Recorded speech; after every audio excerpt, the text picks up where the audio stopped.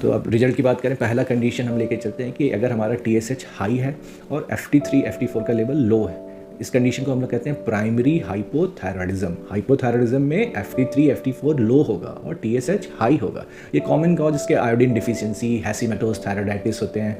कोई कभी कभी थायराइड सर्जरी के बाद हो सकता है, या रेडियो आइसोटोप थेरेपी चलती है जब रेडियो आयोडीन की, तो उसमें उस वजह से भी प्राइमरी हाइपोथायराइडिज्म हो सकता है। दूसरा कंडीशन हम लेते हैं कि TSH ही हमारा लो है और FT3 FT4 हार्मोन दोनों हमारा हाई है, ये प्राइमरी हाइपरथायराइडिज्म कहलाता है। और ये इसके कॉमन कॉज क्या है? ग्रेव्स डिजीज़, ये एक ऑटो इम्यून डिसऑर्डर होता है।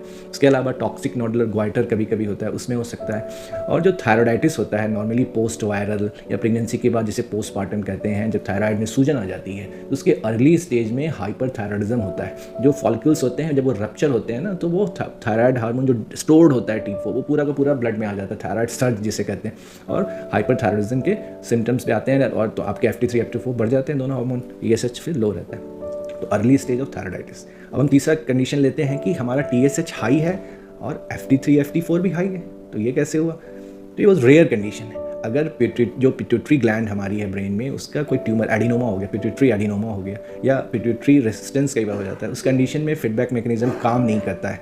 FT3 FT4 भी बढ़ा हुआ है और TSH को कम होना चाहिए बट वो कम नहीं हो रहा क्योंकि डायरेक्ट वहाँ से सेक्रीशन हो रहा है एडिनोमा से TSH का, तो वो हाई रहता है, बट इट्स रेयर कंडीशन। चौथा कंडीशन है कि TSH लो है और FT3 FT4 भी लो है, तो इसको हम लोग कहते हैं सेकेंडरी या सेंट्रल हाइपोथायराइडिज्म।